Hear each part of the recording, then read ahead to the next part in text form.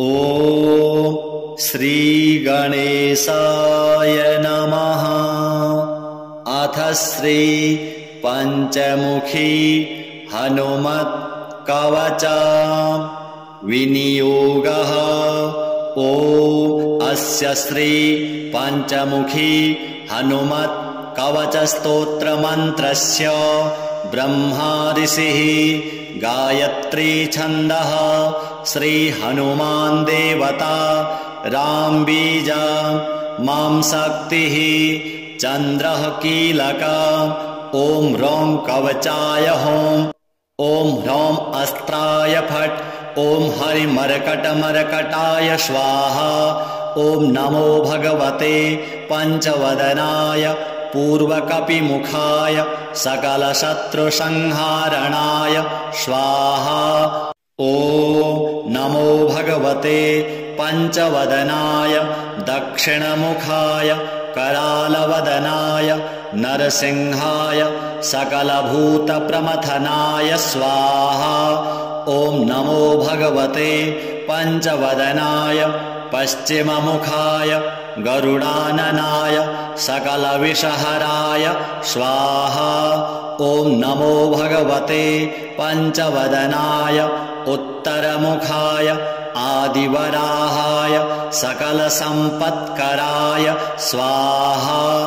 ॐ नमो भगवते पंचवदनाय ऊर्ध्वमुखाय हयग्रीवाय सकलजनवशकराय स्वाहा। न्यासाः। ॐ अस्य श्री पंचमुखी हनुमत्कवच स्तोत्रस्य श्रीरामचन्द्र ऋषिः अनुष्टुप् छन्दः श्रीरामचन्द्रो देवता सीता इति बीजं हनुमान् इति शक्तिः हनुमत्प्रीत्यर्थे जपे विनियोगः। पुनर्हनुमानिति बीजम् ॐ वायुपुत्राय इति शक्तिः अंजनासुतायेति कीलकम् श्रीरामचन्द्रवरप्रसादसिद्ध्यर्थे जपे विनियोगः। ॐ अंजनासुताय अंगुष्ठाभ्यां नमः। ॐ रुद्रमूर्तये तर्जनीभ्यां नमः। ॐ वायुपुत्राय मध्यमाभ्यां नमः। ॐ अग्निगर्भाय अनामिकाभ्यां नमः। ॐ रामदूताय कनिष्ठिकाभ्यां नमः। ॐ सीताशोकनिवारणाय करतलकरपृष्ठाभ्यां नमः। ॐ अंजनासुताय हृदयाय नमः। ॐ रुद्रमूर्तये शिरसे स्वाहा। ॐ वायुपुत्राय शिखायै वखट्। ॐ अग्निगर्भाय कवचाय हुम्। ॐ रामदूताय नेत्रत्रयाय वखट्। ॐ पंचमुखी हनुमते अस्त्राय फट्। ॐ पंचमुखी हनुमते स्वाहा इति दिग्बन्धः। ध्यानम्। वन्दे वानरनारसिंहखगराट् क्रोडाश्ववक्त्रान्वितम् दिव्यालङ्करणं त्रिपञ्चनयनं देदीप्यमानं रुचा हस्ताब्जैरशिखेटपुस्तकसुधा कुम्भाकुशाद्रिं हलं खट्वाङ्गं फणिभूरुहं दशभुजं सर्वारिवीरापहं श्रीरामदूताय आञ्जनेयाय वायुपुत्राय महाबलाय सीताशोकनिवारणाय महाबलप्रचण्डाय लङ्कापुरीदहनाय फाल्गुनसखाय कोलाहलसकल ब्रह्माण्डविश्वरूपाय सप्तसमुद्रान्तराललङ्घिताय पिङ्गलनयनायामितविक्रमाय सूर्यबिम्बफलसेवाधिष्ठितपराक्रमाय सञ्जीवन्या अङ्गदलक्ष्मणमहाकपिसैन्यप्राणदात्रे दशग्रीवविध्वंसनाय रामेष्टाय सीतासहित रामचन्द्रवरप्रसादाय षट्प्रयोगागम पंचमुखी हनुमन मंत्र जपे विनियोगः।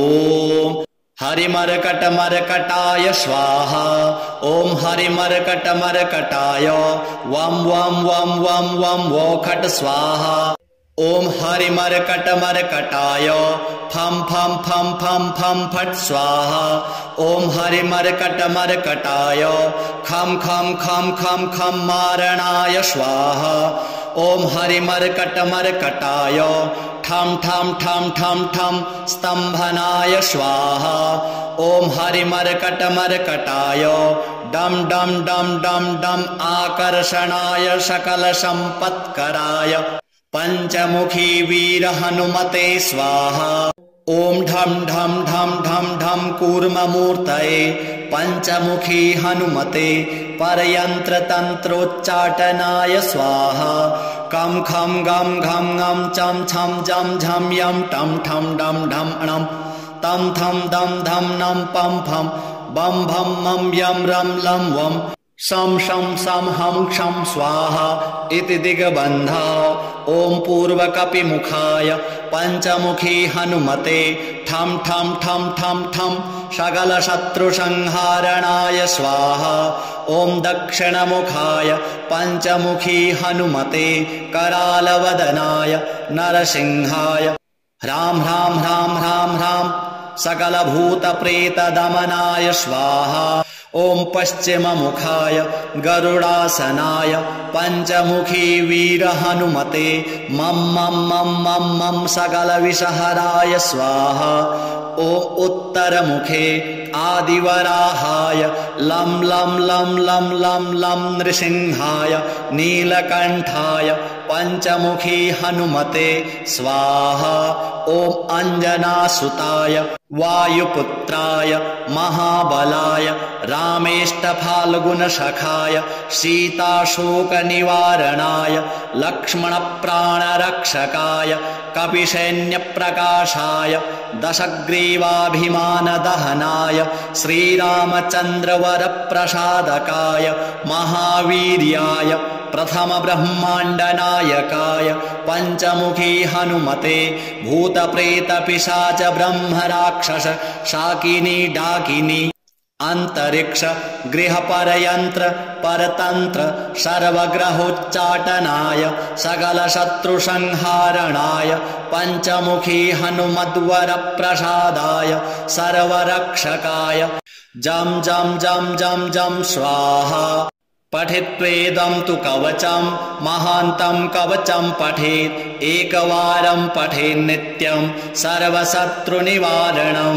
द्विवारं तु पठेन्नित्यं पुत्रपौत्रप्रवर्धनं त्रिवारं पठते नित्यं सर्वसम्पत्करं परं चतुर्वारं पठेन्नित्यं सर्वमर्त्यवशङ्करं पञ्चवारं पठेन्नित्यं सर्वरोगनिवारणं षड्वारं तु पठेन्नित्यं सर्वदेववशीकरं सप्तवारं पठेन्नित्यं सर्वकामार्थसिद्धिदम् अष्टवारं पठेन्नित्यं सर्वसौभाग्यदायकं नववारं पठेन्नित्यं सर्वैश्वर्यप्रदायकं दशवारं पठेन्नित्यं त्रैलोक्यज्ञानदर्शनम् एकादशं पठेन्नित्यं सर्वसिद्धिं लभेन्नरः कवचं स्मृतिमात्रेण महालक्ष्मीफलप्रदम्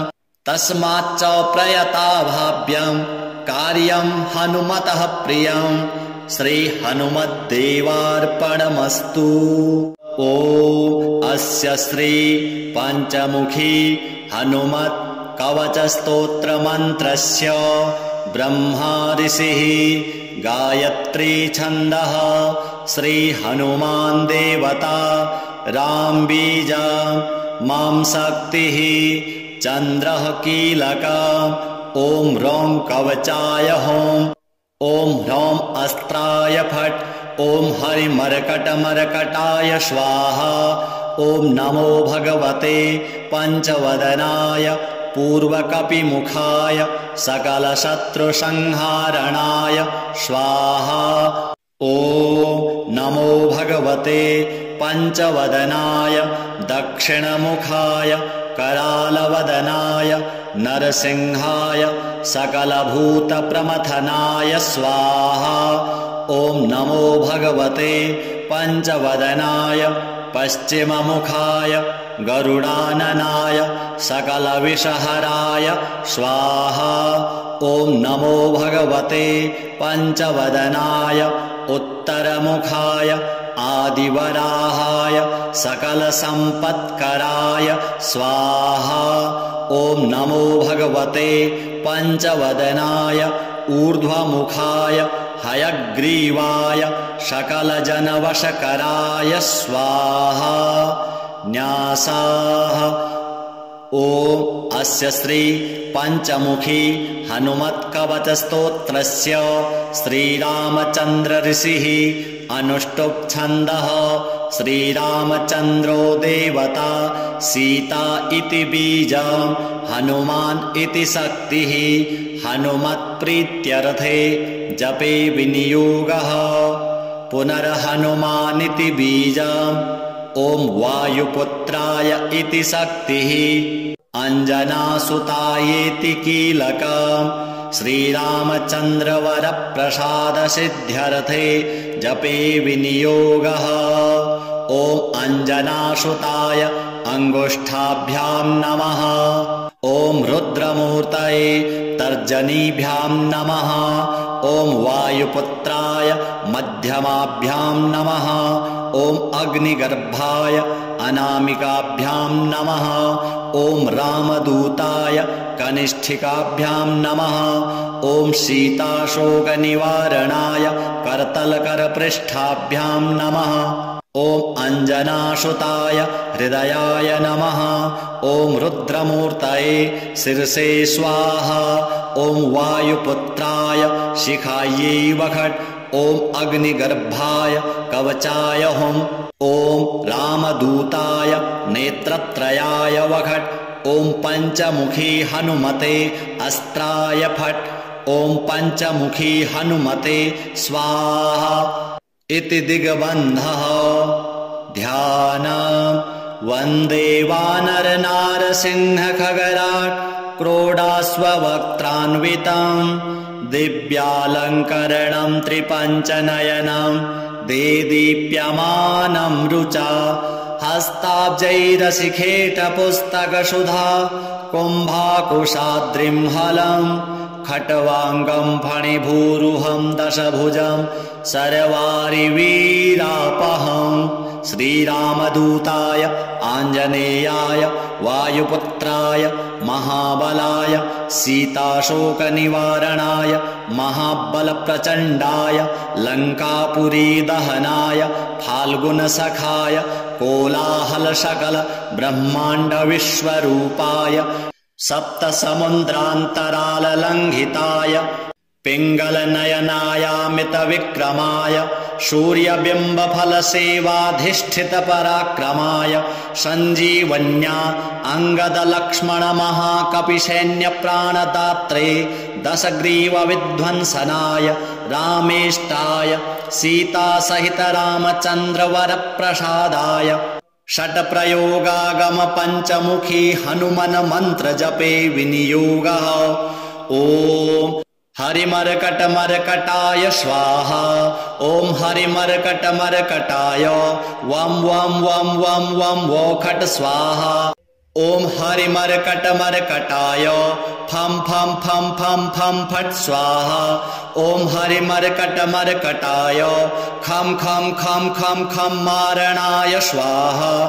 ॐ हरिमर्कटमर्कटाय ठं ठं ठं ठं ठं स्तम्भनाय स्वाहा। ॐ हरिमर्कटमर्कटाय डं डं डं डं डं आकर्षणाय सकलसम्पत्कराय पञ्चमुखी वीरहनुमते स्वाहा। ॐ ढं ढं ढं ढं ढं कूर्ममूर्तये पञ्चमुखी हनुमते परयन्त्रतन्त्रोच्चाटनाय स्वाहा। कं खं गं घं ngं चं छं जं झं यं टं ठं डं ढं णं तं थं दं धं नं पं फं बं भं मं यं रं लं वं शं शं सं हं क्षं स्वाहा इति दिग्बन्धः। ॐ पूर्वकपिमुखाय पञ्चमुखी हनुमते ठं ठं ठं ठं ठं सकलशत्रुसंहारणाय स्वाहा। ॐ दक्षिणमुखाय पञ्चमुखी हनुमते करालवदनाय नरसिंहाय ह्रां ह्रां ह्रां ह्रां ह्रां सकलभूतप्रेतदमनाय स्वाहा। ॐ पश्चिममुखाय गरुडासनाय पञ्चमुखी वीरहनुमते मं मं मं मं मं सकलविषहराय स्वाहा। ॐ उत्तरमुखे आदिवराहाय लं लं लं लं लं लं नृसिंहाय नीलकण्ठाय पञ्चमुखी हनुमते स्वाहा।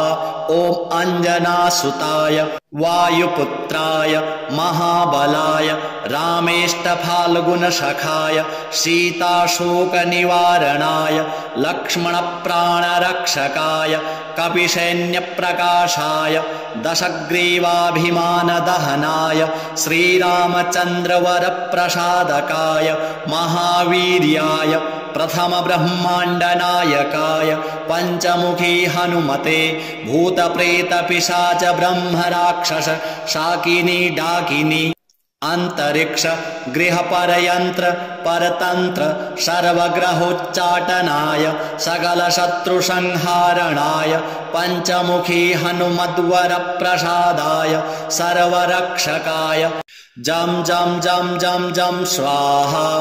पठित्वेदं तु कवचं महान्तं कवचं पठेत् एकवारं पठेन्नित्यं सर्वशत्रुनिवारणं द्विवारं तु पठेन्नित्यं पुत्रपौत्रप्रवर्धनं त्रिवारं पठते नित्यं सर्वसम्पत्करं परं चतुर्वारं पठेन्नित्यं सर्वमर्त्यवशङ्करं पञ्चवारं पठेन्नित्यं सर्वरोगनिवारणं षड्वारं तु पठेन्नित्यं सर्वदेववशीकरं सप्तवारं पठेन्नित्यं सर्वकामार्थसिद्धिदम् अष्टवारं पठेन्नित्यं सर्वसौभाग्यदायकं नववारं पठेन्नित्यं सर्वैश्वर्यप्रदायकं दशवारं पठेन्नित्यं त्रैलोक्यज्ञानदर्शनम् एकादशं पठेन्नित्यं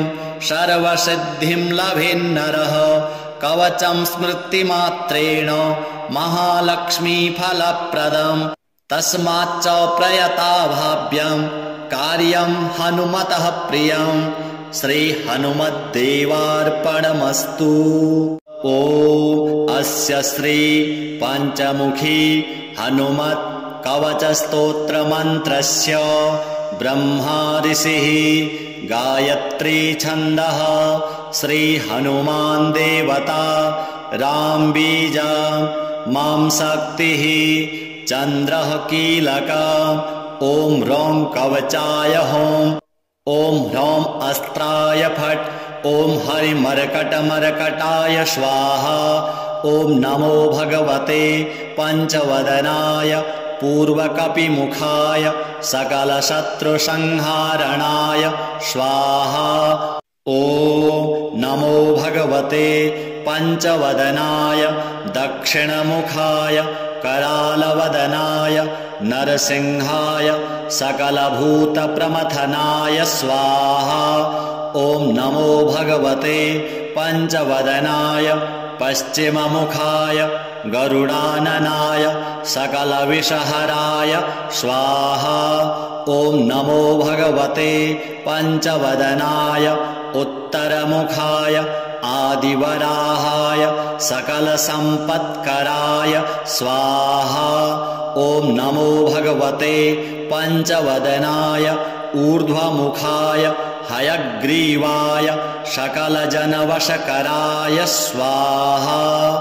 न्यासाः ॐ अस्य श्री पञ्चमुखी हनुमत्कवचस्तोत्रस्य श्रीरामचन्द्र ऋषिः अनुष्टुप् छन्दः श्रीरामचन्द्रो देवता सीता इति बीजं हनुमान् इति शक्तिः हनुमत्प्रीत्यर्थे जपे विनियोगः। पुनर्हनुमानिति बीजम् ॐ वायुपुत्राय इति शक्तिः अञ्जनासुतायेति कीलकम् श्रीरामचन्द्रवरप्रसादसिद्ध्यर्थे जपे विनियोगः ॐ अञ्जनासुताय अङ्गुष्ठाभ्यां नमः ॐ रुद्रमूर्तये तर्जनीभ्यां नमः ॐ वायुपुत्राय मध्यमाभ्यां नमः ॐ अग्निगर्भाय अनामिकाभ्यां नमः ॐ रामदूताय कनिष्ठिकाभ्यां नमः ॐ सीताशोकनिवारणाय करतलकरपृष्ठाभ्यां नमः ॐ अञ्जनासुताय हृदयाय नमः ॐ रुद्रमूर्तये शिरसे स्वाहा ॐ वायुपुत्राय शिखायै वषट् ॐ अग्निगर्भाय कवचाय हुम् ॐ रामदूताय नेत्रत्रयाय वषट् ॐ पञ्चमुखी हनुमते अस्त्राय फट् ॐ पञ्चमुखी हनुमते स्वाहा इति दिग्बन्धः ध्यानम् वन्दे वानरनारसिंहखगराट् क्रोडास्ववक्त्रान्वितम् दिव्यालङ्करणं त्रिपञ्चनयनं देदीप्यमानं रुचा हस्ताब्जैरशिखेटपुस्तकसुधा कुम्भाकुशाद्रिं हलम् खट्वाङ्गं फणिभूरुहं दशभुजं सर्वारिवीरापहं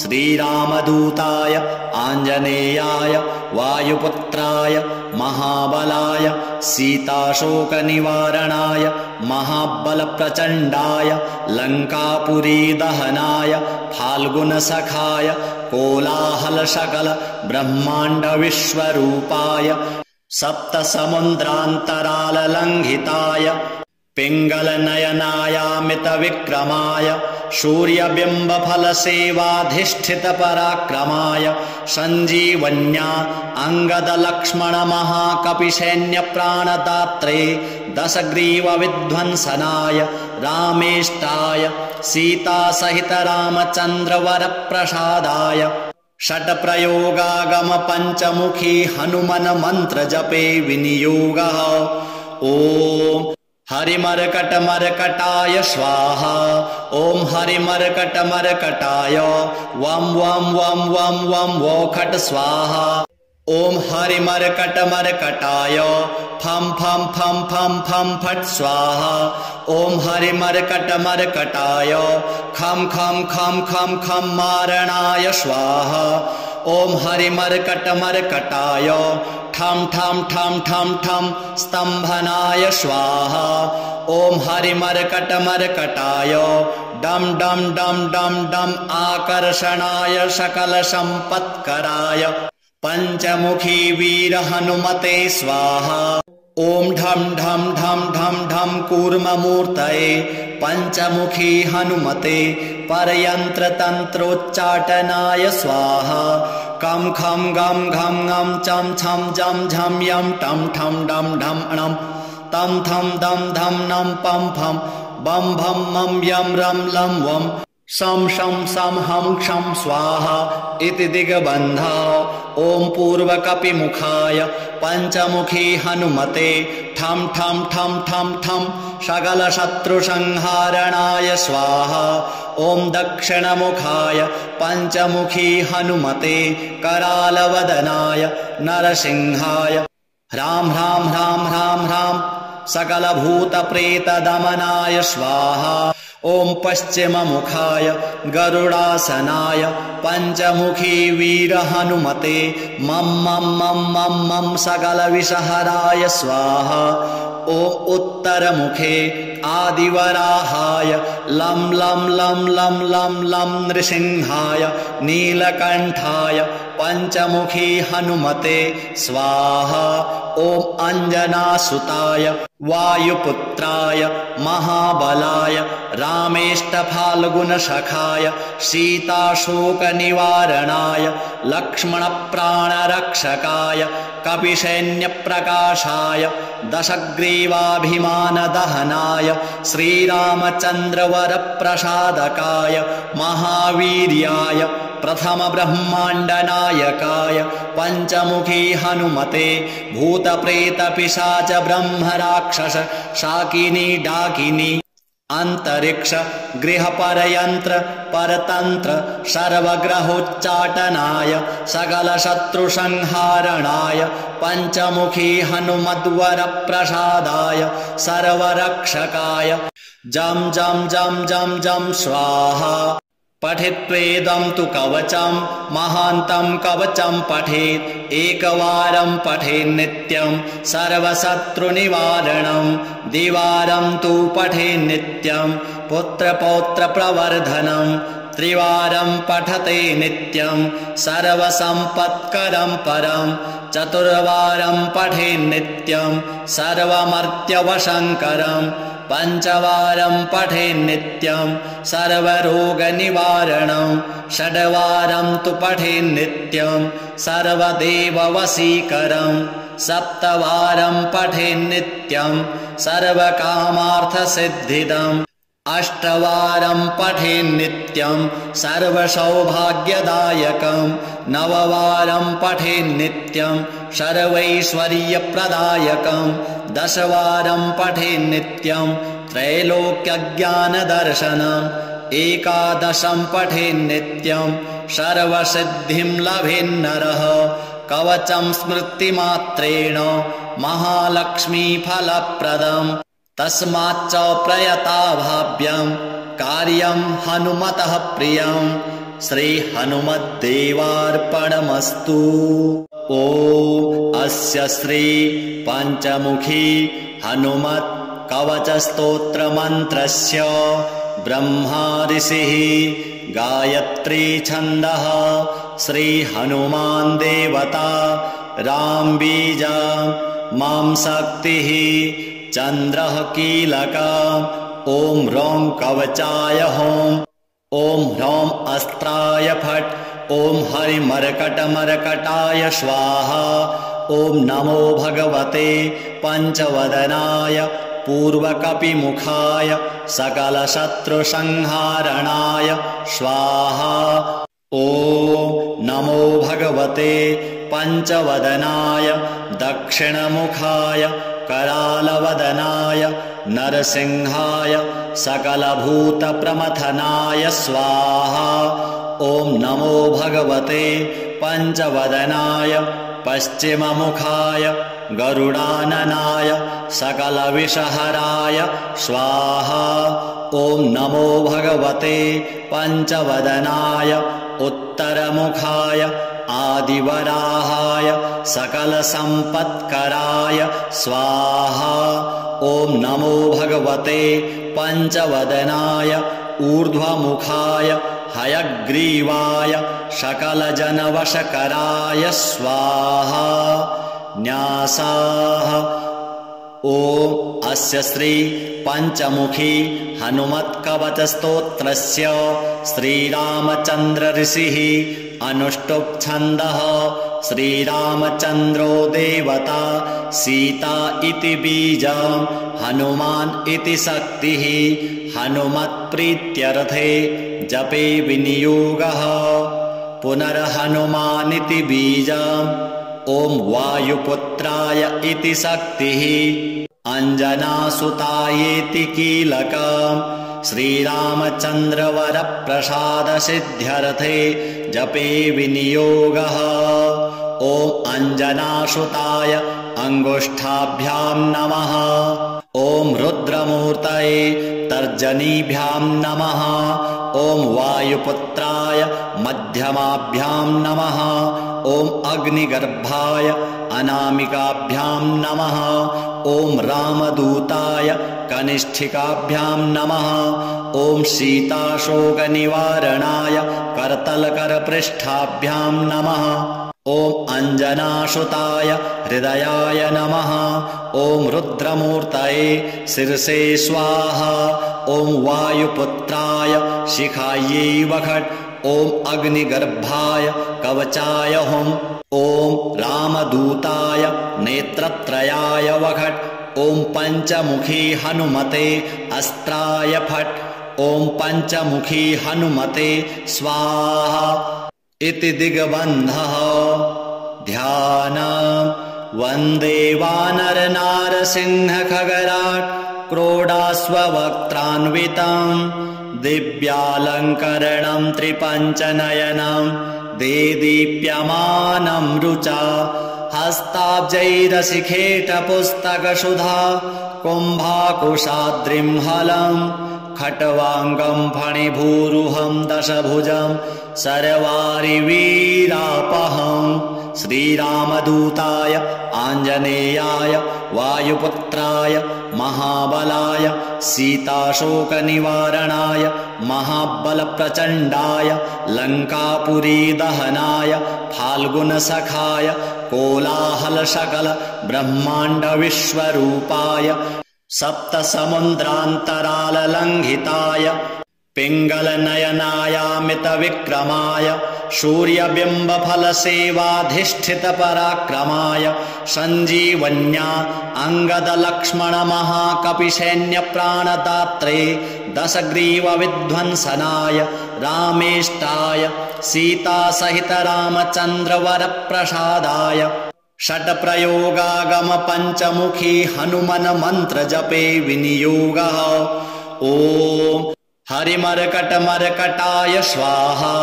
ॐ हरिमर्कटमर्कटाय वं वं वं वं वं वोखट् स्वाहा। ॐ हरिमर्कटमर्कटाय फं फं फं फं फं फट् स्वाहा।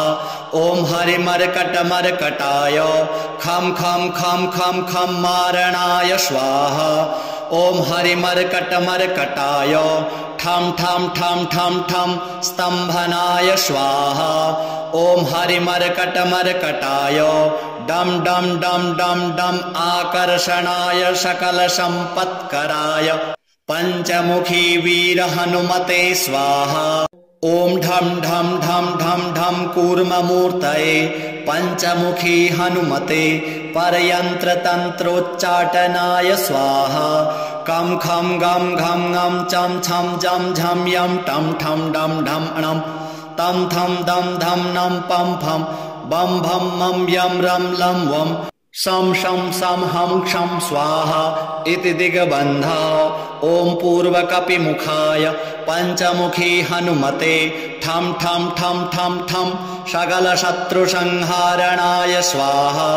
ॐ दक्षिणमुखाय पञ्चमुखी हनुमते करालवदनाय नरसिंहाय ह्रां ह्रां ह्रां ह्रां ह्रां सकलभूतप्रेतदमनाय स्वाहा। ॐ पश्चिममुखाय गरुडासनाय पञ्चमुखी वीरहनुमते मं मं मं मं मं सकलविषहराय स्वाहा। ॐ उत्तरमुखे आदिवराहाय लं लं लं लं लं लं नृसिंहाय नीलकण्ठाय पञ्चमुखी हनुमते स्वाहा। ॐ अञ्जनासुताय वायुपुत्राय महाबलाय रामेष्टफाल्गुनसखाय सीताशोकनिवारणाय लक्ष्मणप्राणरक्षकाय कपिसैन्यप्रकाशाय दशग्रीवाभिमानदहनाय श्रीरामचन्द्रवरप्रसादकाय महावीर्याय प्रथमब्रह्माण्डनायकाय पञ्चमुखी हनुमते भूतप्रेतपिशाच ब्रह्मराक्षस शाकिनी डाकिनी अंतरिक्ष गृहपरयन्त्र परतंत्र सर्वग्रहोच्चाटनाय सकलशत्रुसंहारणाय पञ्चमुखी हनुमद्वरप्रसादाय सर्वरक्षकाय जं जं जं जं जं स्वाहा। पठित्वेदं तु कवचं महान्तं कवचं पठेत् एकवारं पठेन् नित्यं सर्वशत्रुनिवारणं द्विवारं तु पठेन् नित्यं पुत्रपौत्रप्रवर्धनं त्रिवारं पठते नित्यं सर्वसम्पत्करं परं चतुर्वारं पठेन् नित्यं सर्वमर्त्यवशङ्करं पञ्चवारं पठेन् नित्यं सर्वरोगनिवारणं षड्वारं तु पठेन् नित्यं सर्वदेववशीकरं सप्तवारं पठेन् नित्यं सर्वकामार्थसिद्धिदम् अष्टवारं पठेन् नित्यं सर्वसौभाग्यदायकं नववारं पठेन् नित्यं सर्वैश्वर्यप्रदायकं दशवारं पठेन् नित्यं त्रैलोक्यज्ञानदर्शनम् एकादशं पठेन् नित्यं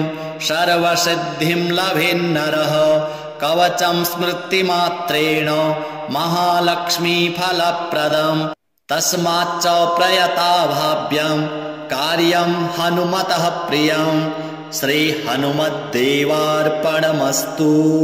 ॐ अस्य श्री पञ्चमुखी हनुमत् कवचस्तोत्रमन्त्रस्य ब्रह्मा ऋषिः गायत्री छन्दः श्रीहनुमान् देवता राम बीजा मां शक्तिः चन्द्रः कीलका ॐ ह्रौं कवचाय हों ॐ ह्रौं अस्त्राय फट् ॐ हरिमर्कटमर्कटाय स्वाहा ॐ नमो भगवते पञ्चवदनाय पूर्वकपिमुखाय सकलशत्रुसंहारणाय स्वाहा ॐ नमो भगवते पञ्चवदनाय दक्षिणमुखाय करालवदनाय नरसिंहाय सकलभूतप्रमथनाय स्वाहा ॐ नमो भगवते पञ्चवदनाय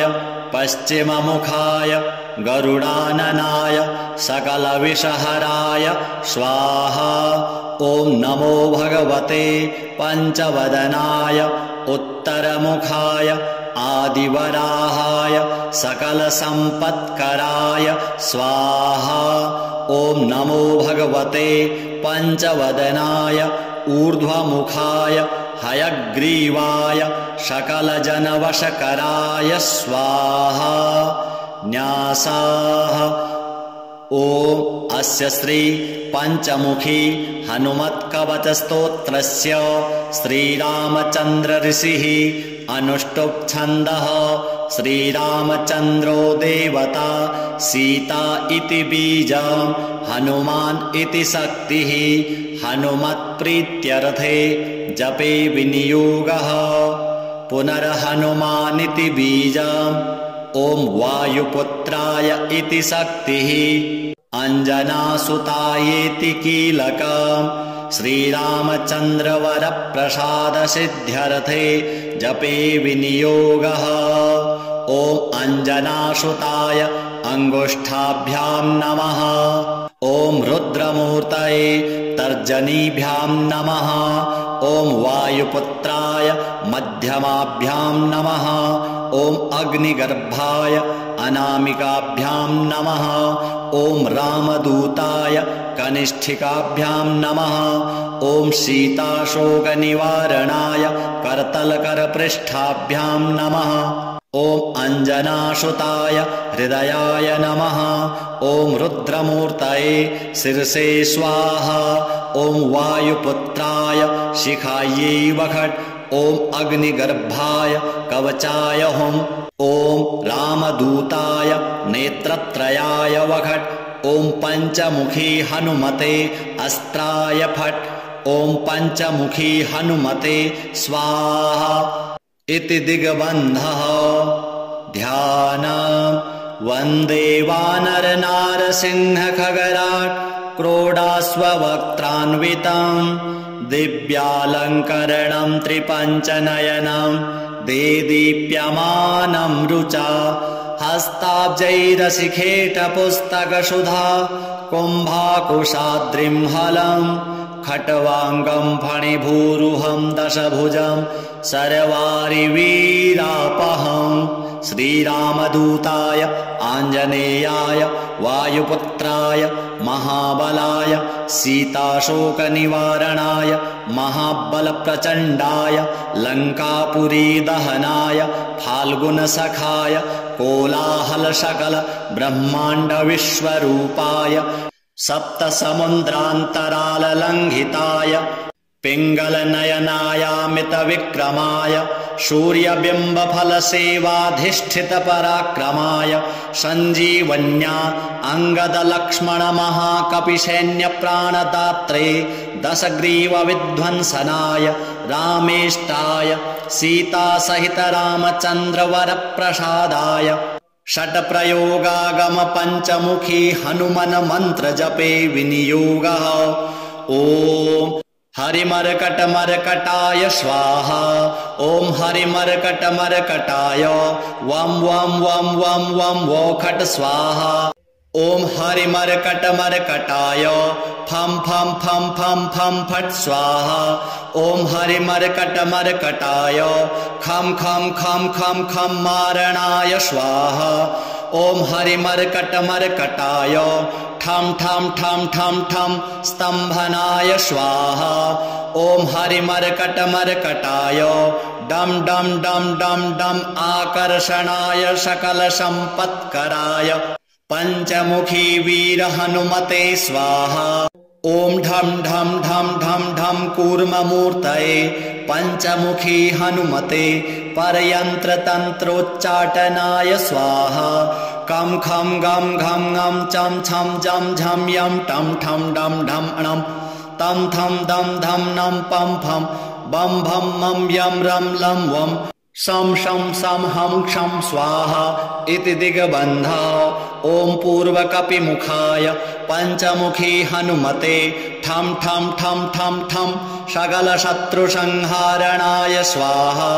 ॐ दक्षिणमुखाय पञ्चमुखी हनुमते करालवदनाय नरसिंहाय ह्रां ह्रां ह्रां ह्रां ह्रां सकलभूतप्रेतदमनाय स्वाहा।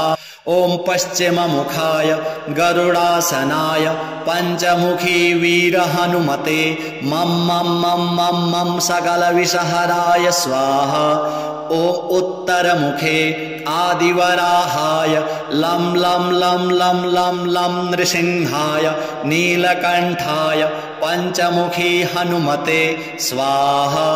ॐ अञ्जनासुताय वायुपुत्राय महाबलाय रामेष्टफाल्गुनसखाय सीताशोकनिवारणाय लक्ष्मणप्राणरक्षकाय कपिसैन्यप्रकाशाय दशग्रीवाभिमानदहनाय श्रीरामचन्द्रवरप्रसादकाय महावीर्याय प्रथमब्रह्माण्डनायकाय पञ्चमुखी हनुमते भूतप्रेतपिशाच ब्रह्मराक्षस शाकिनी डाकिनी अंतरिक्ष गृहपरयन्त्र परतन्त्र सर्वग्रहोच्चाटनाय सकलशत्रुसंहारणाय पञ्चमुखी हनुमद्वरप्रसादाय सर्वरक्षकाय जं जं जं जं जं स्वाहा।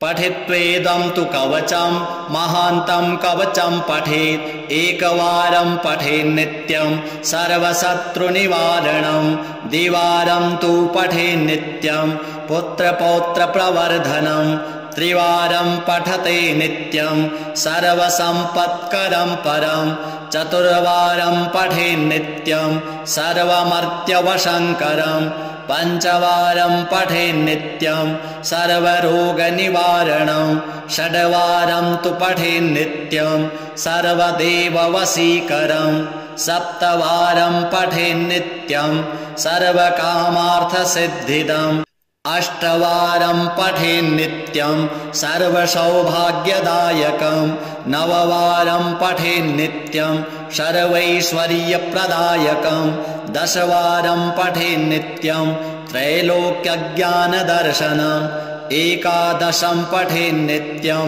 सर्वसिद्धिं लभेन्नरः कवचं स्मृतिमात्रेण महालक्ष्मीफलप्रदम् तस्माच्च प्रयता भाव्यं कार्यं हनुमतः प्रियं श्रीहनुमद्देवार्पणमस्तु। ॐ अस्य श्री पञ्चमुखी हनुमत् कवचस्तोत्रमन्त्रस्य ब्रह्मा ऋषिः गायत्री छन्दः श्रीहनुमान् देवता राम बीजा मां शक्तिः चन्द्रः कीलका ॐ ह्रौं कवचाय हों ॐ ह्रौं अस्त्राय फट् ॐ हरिमर्कटमर्कटाय स्वाहा ॐ नमो भगवते पञ्चवदनाय पूर्वकपिमुखाय सकलशत्रुसंहारणाय स्वाहा ॐ नमो भगवते पञ्चवदनाय दक्षिणमुखाय करालवदनाय नरसिंहाय सकलभूतप्रमथनाय स्वाहा ॐ नमो भगवते पञ्चवदनाय पश्चिममुखाय गरुडाननाय सकलविषहराय स्वाहा ॐ नमो भगवते पञ्चवदनाय उत्तरमुखाय आदिवराहाय सकलसम्पत्कराय स्वाहा ॐ नमो भगवते पञ्चवदनाय ऊर्ध्वमुखाय हयग्रीवाय सकलजनवशकराय स्वाहा न्यासाः ॐ अस्य श्री पञ्चमुखी हनुमत्कवचस्तोत्रस्य श्रीरामचन्द्र ऋषिः अनुष्टुप् छन्दः श्रीरामचन्द्रो देवता सीता इति बीजं हनुमान् इति शक्तिः हनुमत्प्रीत्यर्थे जपे विनियोगः पुनर्हनुमानिति बीजम् ॐ वायुपुत्राय इति शक्तिः अञ्जनासुतायेति कीलकम् श्रीरामचन्द्रवरप्रसादसिद्ध्यर्थे जपे विनियोगः ॐ अञ्जनासुताय अङ्गुष्ठाभ्यां नमः ॐ रुद्रमूर्तये तर्जनीभ्यां नमः ॐ वायुपुत्राय मध्यमाभ्यां नमः ॐ अग्निगर्भाय अनामिकाभ्यां नमः ॐ रामदूताय कनिष्ठिकाभ्यां नमः ॐ सीताशोकनिवारणाय करतलकरपृष्ठाभ्यां नमः ॐ अञ्जनासुताय हृदयाय नमः ॐ रुद्रमूर्तये शिरसे स्वाहा ॐ वायुपुत्राय शिखायै वखट् ॐ अग्निगर्भाय कवचाय हुं ॐ रामदूताय नेत्रत्रयाय वखट् ॐ पञ्चमुखी हनुमते अस्त्राय फट् ॐ पञ्चमुखी हनुमते स्वाहा इति दिग्बन्धः ध्यानम् वन्दे वानरनारसिंहखगराट् क्रोडास्ववक्त्रान्वितम् दिव्यालङ्करणं त्रिपञ्चनयनं देदीप्यमानं रुचा हस्ताब्जैरशिखेटपुस्तकसुधा कुम्भाकुशाद्रिं हलं खट्वाङ्गं फणिभूरुहं दशभुजं सर्वारिवीरापहं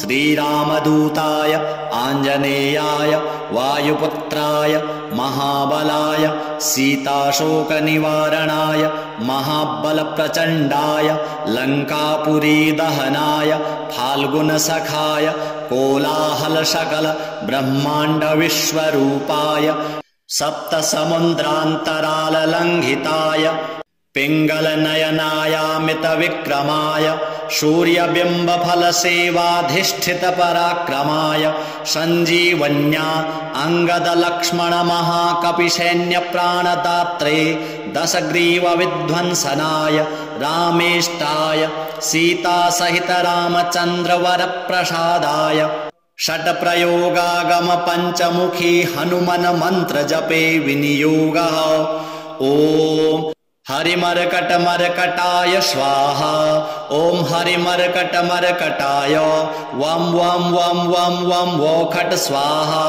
ॐ हरिमर्कटमर्कटाय फं फं फं फं फं फट स्वाहा ॐ हरिमर्कटमर्कटाय खं खं खं खं खं मारणाय स्वाहा ॐ हरिमर्कटमर्कटाय ठं ठं ठं ठं ठं स्तम्भनाय स्वाहा ॐ हरिमर्कटमर्कटाय डं डं डं डं डं आकर्षणाय सकलसम्पत्कराय पञ्चमुखी वीर हनुमते स्वाहा ॐ ढं ढं ढं ढं ढं कूर्ममूर्तये पञ्चमुखी हनुमते परयन्त्रतन्त्रोच्चाटनाय स्वाहा कं खं गं घं ngं चं छं जं झं यं टं ठं डं ढं णं तं थं दं धं नं पं फं बं भं मं यं रं लं वं शं शं सं हं क्षं स्वाहा इति दिग्बन्धा ॐ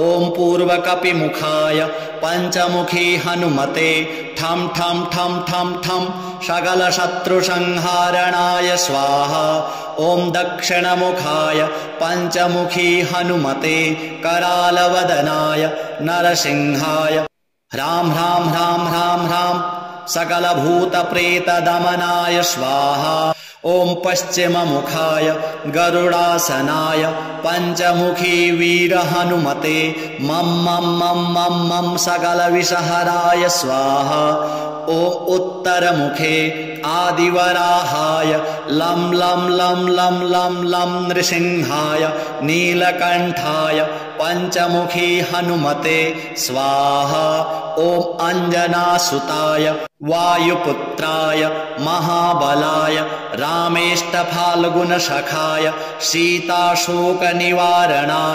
लक्ष्मणप्राणरक्षकाय कपिसैन्यप्रकाशाय दशग्रीवाभिमानदहनाय श्रीरामचन्द्रवरप्रसादकाय महावीर्याय प्रथमब्रह्माण्डनायकाय पञ्चमुखी हनुमते भूतप्रेतपिशाच ब्रह्मराक्षस शाकिनी डाकिनी अंतरिक्ष गृहपरयन्त्र परतन्त्र सर्वग्रहोच्चाटनाय सकलशत्रुसंहारणाय पञ्चमुखी हनुमद्वरप्रसादाय सर्वरक्षकाय जं जं जं जं जं स्वाहा पठित्वेदं तु कवचं महान्तं कवचं पठेत् एकवारं पठेन्नित्यं सर्वशत्रुनिवारणं द्विवारं तु पठेन्नित्यं पुत्रपौत्रप्रवर्धनं त्रिवारं पठते नित्यं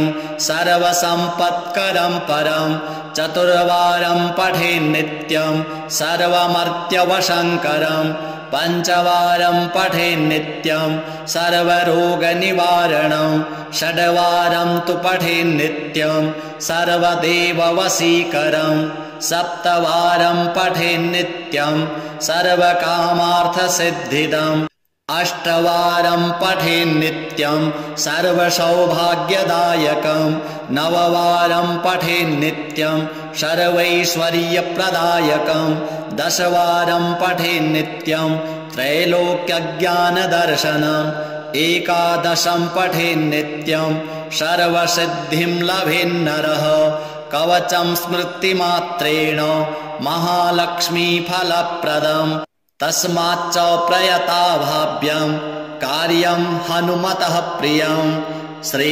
हनुमद्देवार्पणमस्तु।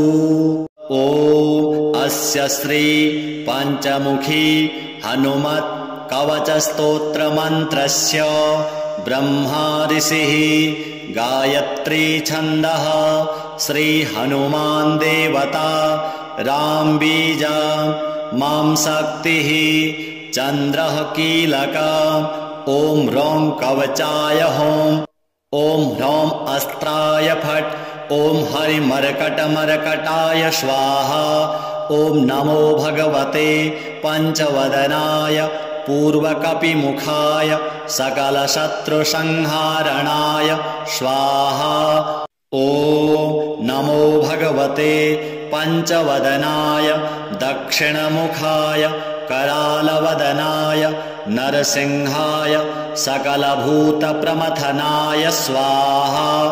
ॐ नमो भगवते पञ्चवदनाय पश्चिममुखाय गरुडाननाय सकलविषहराय स्वाहा। ॐ नमो भगवते पञ्चवदनाय उत्तरमुखाय आदिवराहाय सकलसम्पत्कराय स्वाहा। ॐ नमो भगवते पञ्चवदनाय ऊर्ध्वमुखाय हयग्रीवाय सकलजनवशकराय स्वाहा। न्यासाः। ॐ अस्य श्री पञ्चमुखी हनुमत्कवचस्तोत्रस्य श्रीरामचन्द्र ऋषिः अनुष्टुप् छन्दः।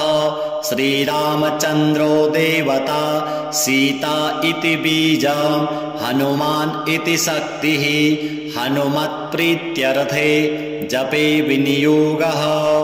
पुनर्हनुमानिति बीजम् ॐ वायुपुत्राय इति शक्तिः अञ्जनासुतायेति कीलकम् श्रीरामचन्द्रवरप्रसादसिद्ध्यर्थे जपे विनियोगः। ॐ अञ्जनासुताय अङ्गुष्ठाभ्यां नमः। ॐ रुद्रमूर्तये तर्जनीभ्यां नमः।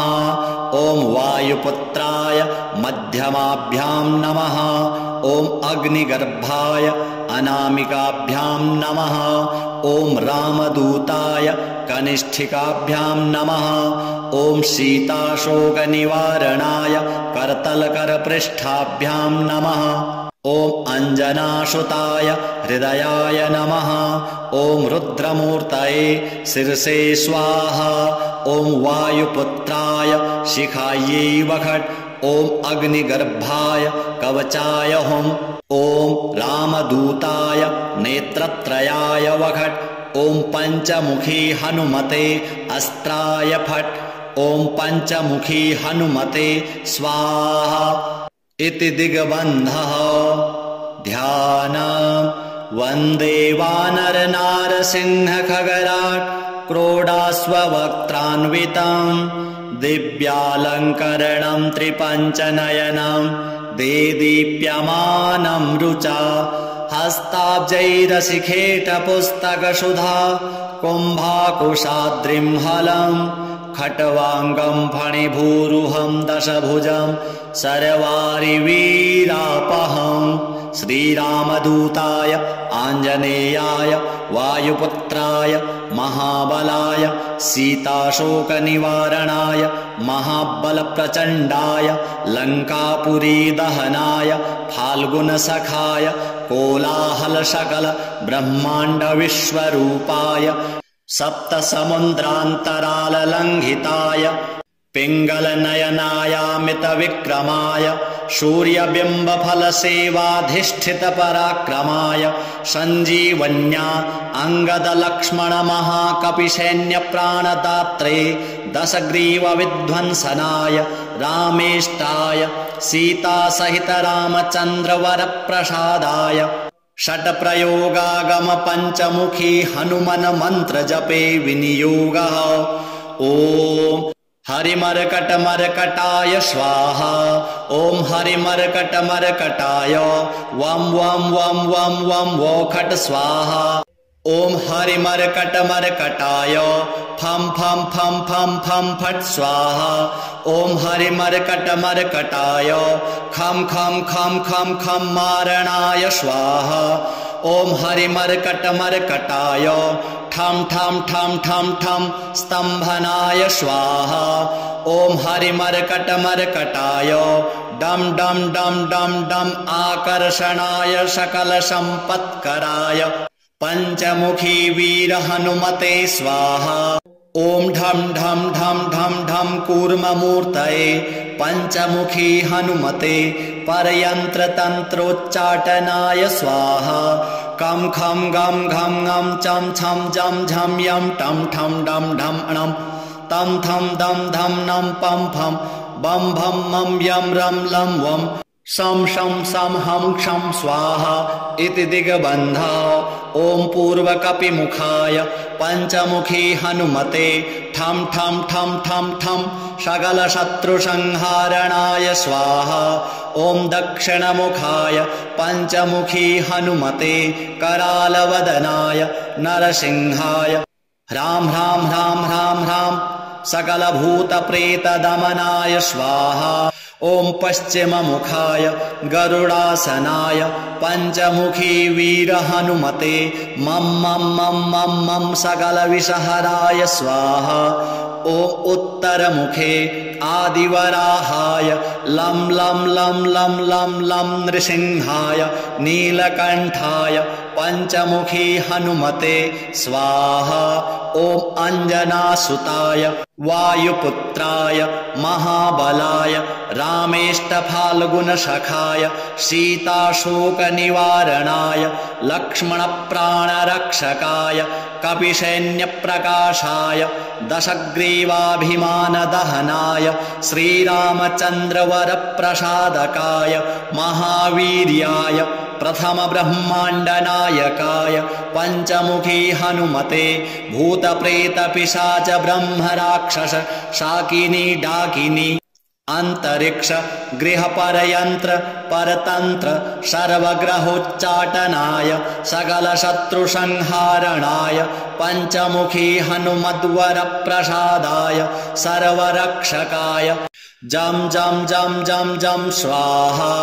पठित्वेदं तु कवचं महान्तं कवचं पठेत् एकवारं पठेन्नित्यं सर्वशत्रुनिवारणं द्विवारं तु पठेन्नित्यं पुत्रपौत्रप्रवर्धनं त्रिवारं पठते नित्यं सर्वसम्पत्करं परं चतुर्वारं पठेन्नित्यं सर्वमर्त्यवशङ्करं पञ्चवारं पठेन्नित्यं सर्वरोगनिवारणं षड्वारं तु पठेन्नित्यं सर्वदेववशीकरं सप्तवारं पठेन्नित्यं सर्वकामार्थसिद्धिदम् अष्टवारं पठेन्नित्यं सर्वसौभाग्यदायकं नववारं पठेन्नित्यं सर्वैश्वर्यप्रदायकं दशवारं पठेन्नित्यं त्रैलोक्यज्ञानदर्शनम् एकादशं पठेन्नित्यं सर्वसिद्धिं लभेन्नरः कवचं स्मृतिमात्रेण महालक्ष्मीफलप्रदम् तस्माच्च प्रयता भाव्यं कार्यं हनुमतः प्रियं श्री हनुमद्देवार्पणमस्तु।